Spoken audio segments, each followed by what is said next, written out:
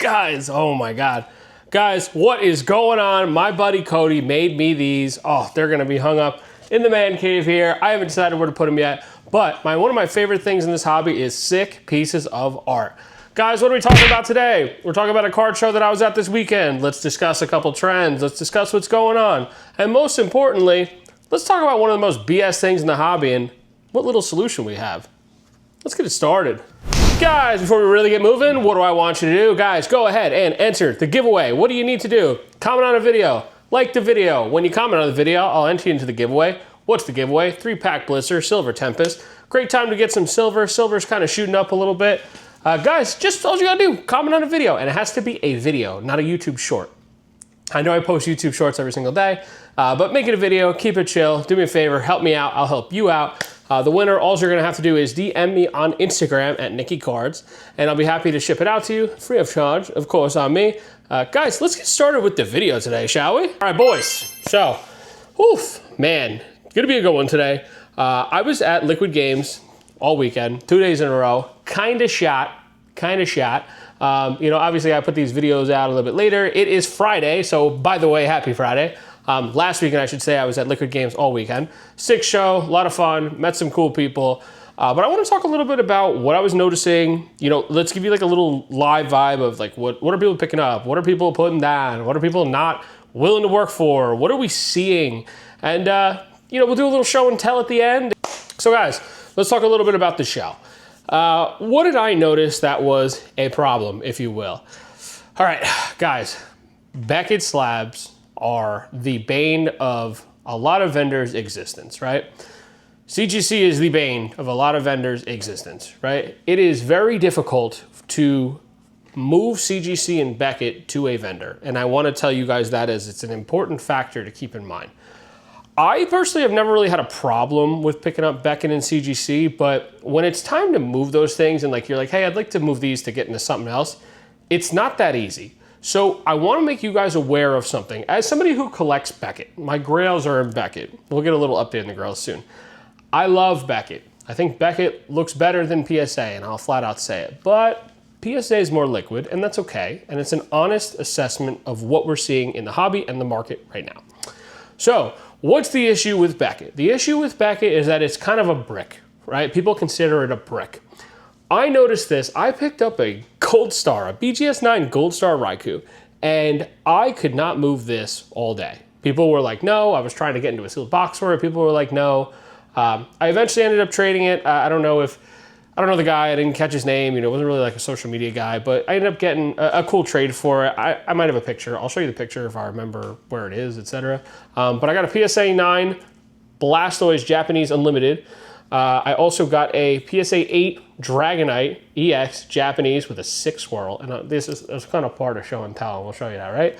We got some cash in for the Raikou. Listen, I got the Raikou for a good price. But my purpose here is I picked it up at a good price and I was like, oh, I want to move this and just keep rolling everything. People don't want Beckett, man. And, you know, as somebody as a vendor that is okay with taking in Beckett and taking in CGC, if you are somebody who frequents shows and you try to sell your stuff or you know, you got a bunch of PC slabs and you want to keep them forever, or you ever do have a plan to sell them, like I'm going to be very honest with you, Beckett and CGC are very difficult to move to people when they're not really super high end, when they're lower end stuff. So just take that for what it is. I'm not knocking Beckett. I'm not knocking CGC. I actually love the two companies. Maybe I don't love CGC, but I do love Beckett. And Beckett, to me, the slabs look great. But keep this in mind as just, this isn't even something that I'm trying to bring up a debate. If you want to comment about it, I don't mind, but I'm going to tell you what I see. And I talk to a lot of vendors. They don't want Beckett. Don't sell yourself short on Beckett. Just don't sell your Beckett to vendors. Sell it to collectors. That's my advice. Same thing with CGC. All right? Guys, that is one of the trends that we noticed. The other trend that we noticed, vintage is the eye appeal. Vintage is, you know, the boom and the bomb.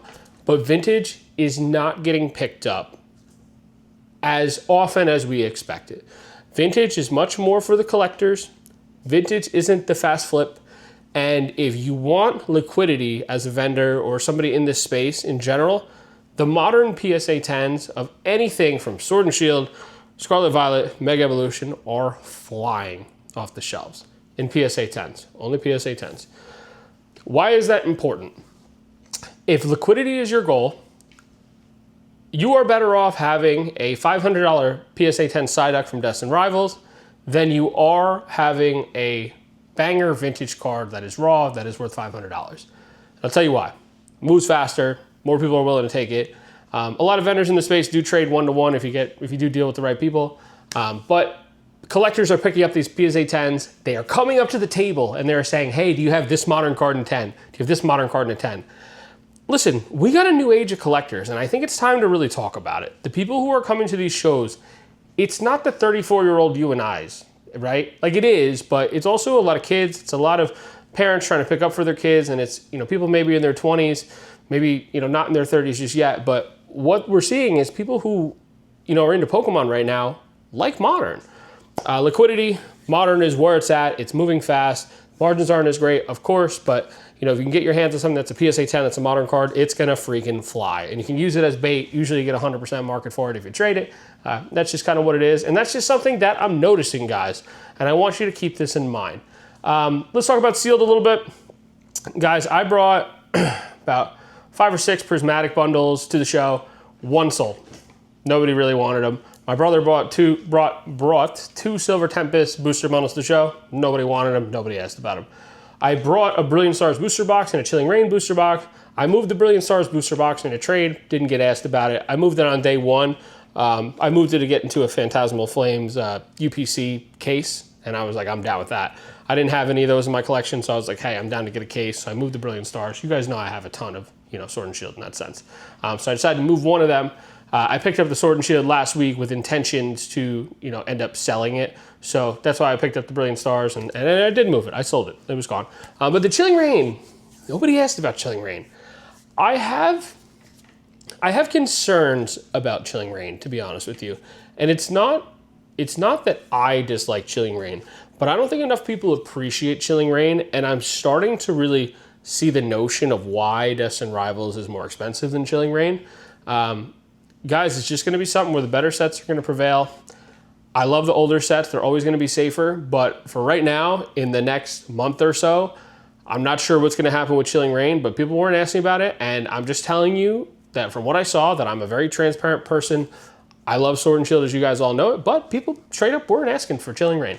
And that was just part of it. I put it right on display. I didn't get one ask. So I don't know if it was a combination of the show that I was at. Is it maybe the clientele of the show is that they didn't want booster boxes this day. They were just smaller cards and collection cards, or, what it was or is what it is, right? So, that was something that I noticed was the Sword and Shield booster box that I brought, and I only brought 2, was they just weren't in that much of a demand right now, and that's okay.